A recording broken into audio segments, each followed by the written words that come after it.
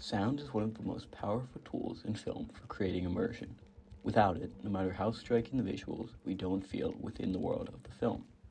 But immersion works in two distinct ways: immersion into the objective reality of the story, and immersion into the subjective perspectives of its characters.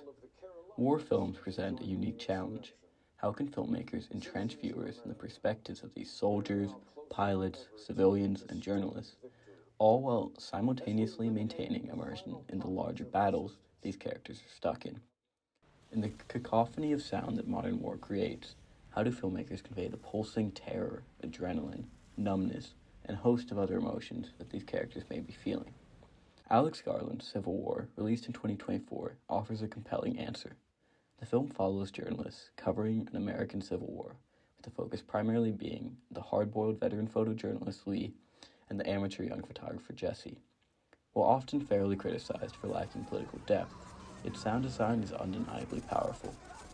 High-fidelity environmental sound is paired with silence to blur the lines between reality and perception, and create an auditive experience that immerses the audience not just in the objective reality of modern warfare, but also the subjective experiences of the photojournalist. One early example comes just 6 minutes in, when a suicide bombing interrupts the water distribution.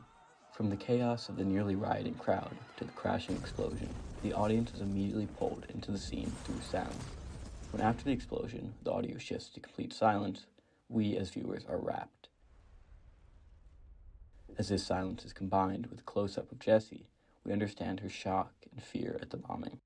And as is interrupted by the shutter of Lee's camera, we understand her focus on documenting the horrors of this war, and her dispassion, how desensitized she is to it. Silence is a vital and recurring technique in Civil War. Later, during a brutal firefight and the climactic battle in Washington, D.C., silence paired with still images collapses external chaos into the journalist's subjective focus, forcing us to simultaneously experience what they capture and the chaos that surrounds them. This utilization of silence has precedent in perhaps the war film most lauded for its sound design, Saving Private Ryan, released in 1998. In the film, silence is used to convey shock and trauma as Captain Miller struggles to storm the French beach. These sequences offer a needed, yet concurrently haunting reprieve from the otherwise endless environmental sounds of World War II battle. Near silence is also used to show focus in the film, and the squad sniper, Private Jackson, prays before every shot. Christopher Nolan's Dunkirk similarly wields silence, not for shock or prayer, but for tension. The absence of sound stretches time, sharpening our anticipation of the next gunshot or explosion. And when those environmental sounds and the action they accompany come, it is all the more impactful due to what precedes it.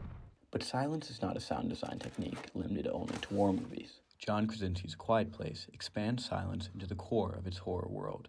Here, silence is both survival strategy, as a family must avoid alerting keen-eared monsters, and narrative immersion, as it allows us to enter the perspective of the deaf daughter, whose lack of hearing creates terrifying sequences. In each of these films, silence contrasting environmental sound serves not only to depict environments, but to shape how we experience them. Garland's Civil War uses these tools to immerse us in the journalist's fragile subjectivities, while Saving Private Ryan and Dunkirk explore shock, focus, and tension through silence, and A Quiet Place expands silence to a worldwide imperative.